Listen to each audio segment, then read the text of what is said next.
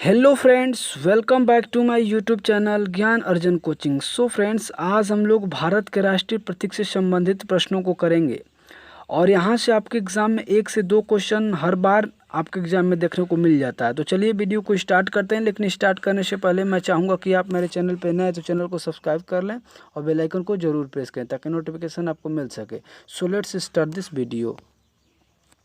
Question first, Bharat की राष्ट्रीय ध्वज की लंबाई और चौड़ाई का अनुपात क्या होता है?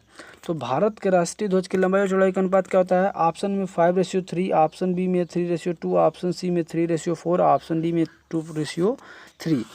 तो इसका जो करेक्ट आंसर क्या हो जाएगा? तो हो जाएगा आपका 3:2, यानी कि लंबाई और चौड़ाई का अनुपात जो होता है वो होता है 3:2।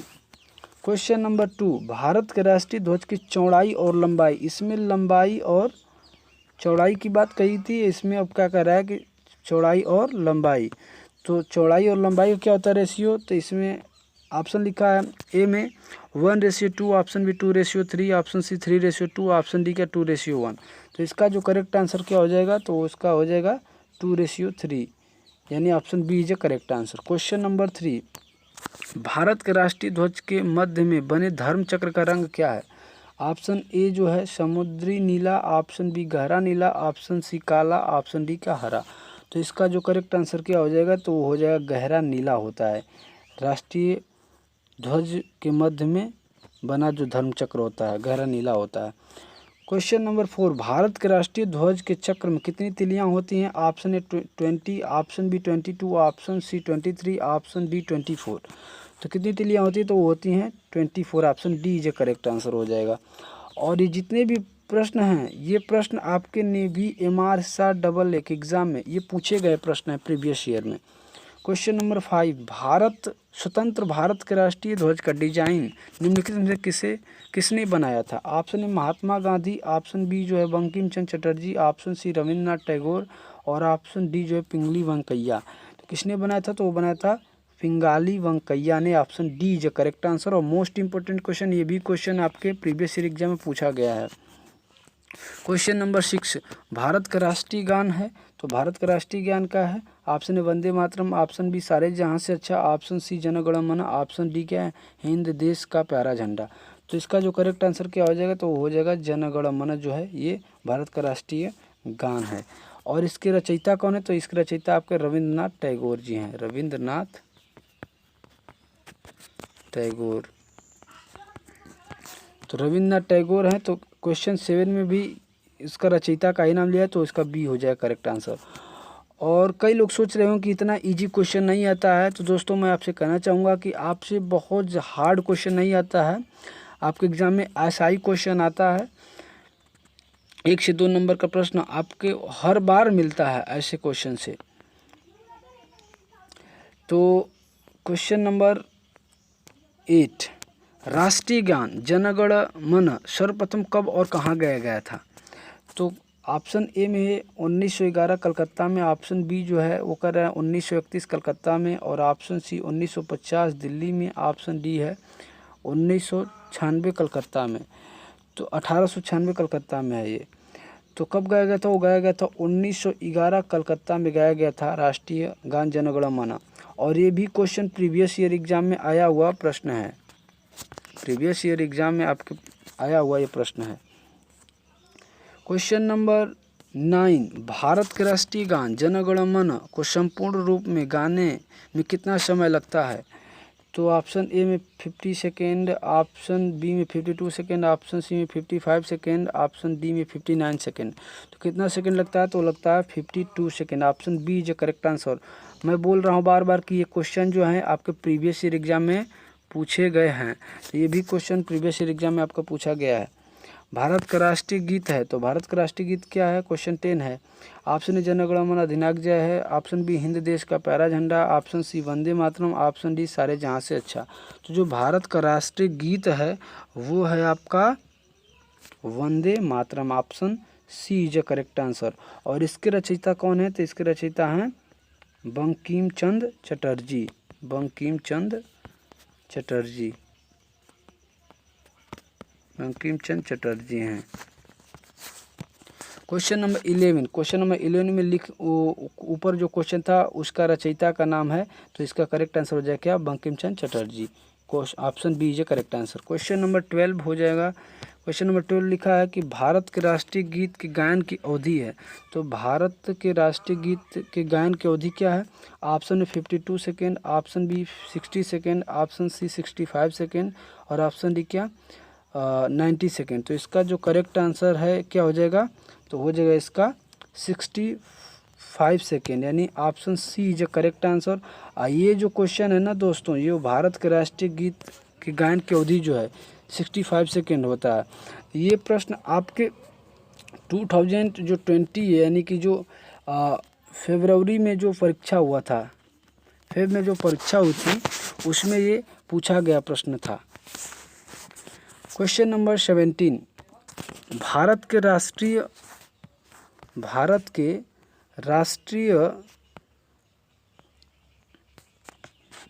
क्वेश्चन नंबर 13 कह रहा है कि भारत का राष्ट्रीय गीत वंदे मातरम सर्वप्रथम कब गाया गया था?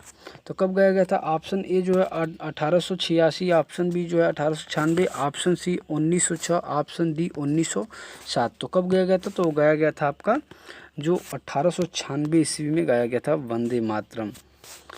मोस्ट इम्पोर्टेंट क्वेश्चन, मैं बार बार बोल रहा हूँ, ये सभी प्रश्नों को आप नोट कर लीजिए। आपको 1 से 2 क्वेश्चन आपके एग्जाम में इससे हर बार पूछा जाता है। क्वेश्चन नंबर 14, भारत का राष्ट्रीय गीत वंदे मातरम किस ग्रंथ से संकलित है?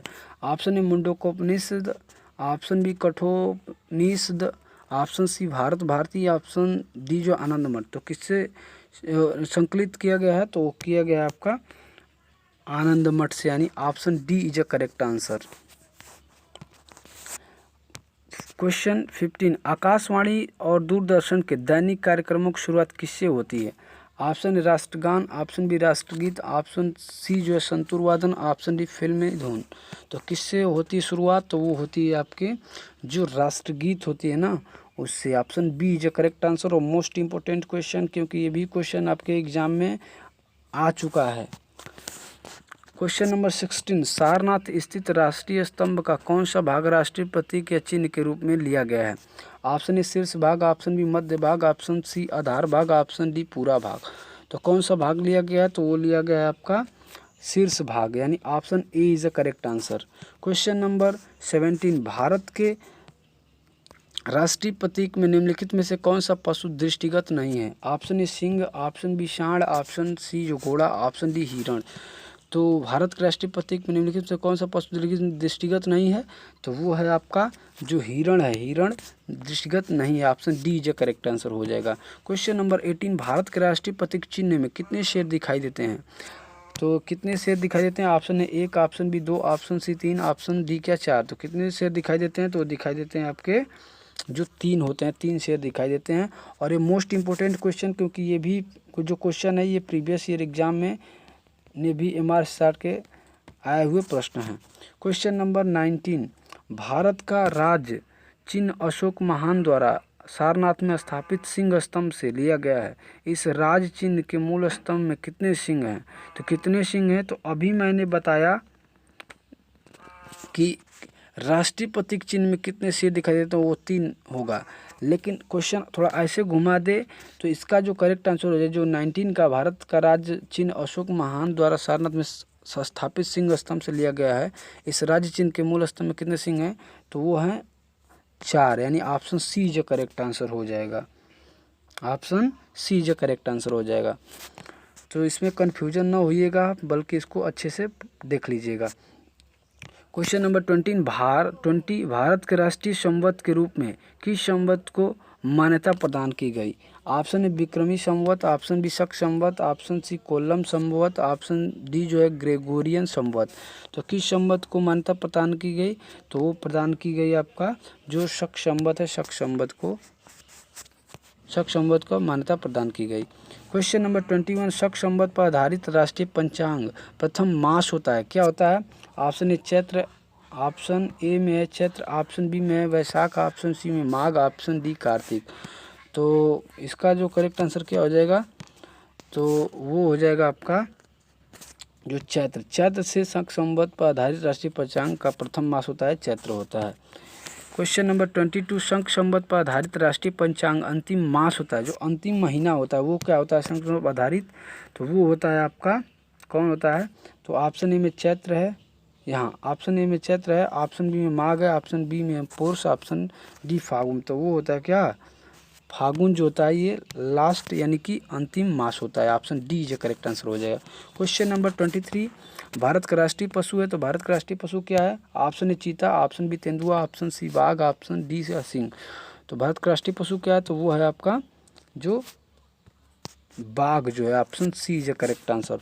और ये क्वेश्चन जो है ना प्रीवियस ईयर एग्जाम में आया हुआ ये भी प्रश्न है, तो इसको आप याद, कन्फ्यूजन में बहुत सारे लोग हो जाते हैं, और कन्फ्यूजन में जो लोग हो जाते हैं तो वैसा ही प्रश्न आता है जो इसको कन्फ्यूजन अब में आपको डाल दे।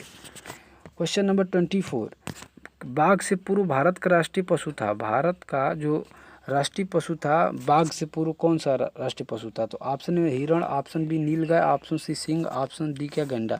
तो कौन था बाघ से पूर्व भारत का राष्ट्रीय पशु, तो वो था आपका जो सिंह था, option C is correct answer. और ये भी मोस्ट इम्पोर्टेंट क्वेश्चन, ये भी प्रीवियस ईयर एग्जाम में आया हुआ प्रश्न है। मैं बार बार बोल रहा हूँ जो आपके एग्ज़ाम में आया हुआ प्रश्न है मैं उसको बार बार बोल रहा हूँ कि ये प्रीवियस ईयर एग्जाम में आया हुआ है, तो वो निश्चित ही आया हुआ प्रश्न है, ये मत समझिए कि नहीं प्रश्न नहीं आया, वो आया हुआ प्रश्न है। और हर बार आपको आपके एग्ज़ाम में यहाँ से 1 या 2 नंबर का देखने को मिल जाता है। क्वेश्चन नंबर 25, भारत का राष्ट्रीय पक्षी है, तो भारत का राष्ट्रीय पक्षी क्या है, ऑप्शन ए मयूर, ऑप्शन बी तोता, ऑप्शन सी बाज, ऑप्शन डी क्या कबूतर। तो इसका करेक्ट आंसर क्या हो जाएगा, तो हो जाएगा आपका जो मयूर यानी मोर जो है भारत का राष्ट्रीय पक्षी है। Question number 26 and last question, Bharat का राष्ट्रीय आदर्श वाक्य क्या है, ऑप्शन ए सत्यमेव जयते, ऑप्शन बी वंदे मातरम, ऑप्शन सी जय जवान जय किसान, और ऑप्शन डी जो है जय हिंद। तो इसका जो करेक्ट आंसर हो जाएगा वो हो जाएगा क्या, जो सत्यमेव जयते है, ऑप्शन ए, यही भारत का राष्ट्रीय आदर्श वाक्य है।